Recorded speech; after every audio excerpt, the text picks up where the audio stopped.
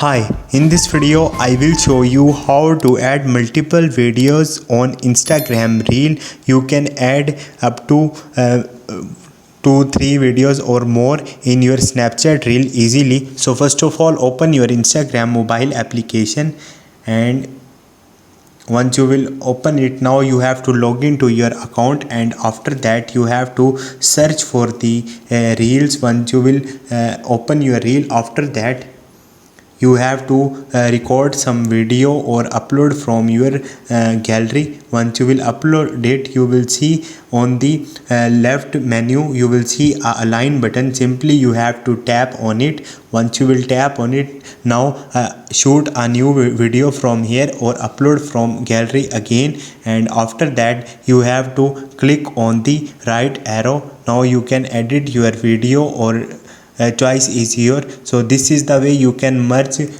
different videos in Instagram Reel. Hope this video will helpful for you. See you next time. Thank you.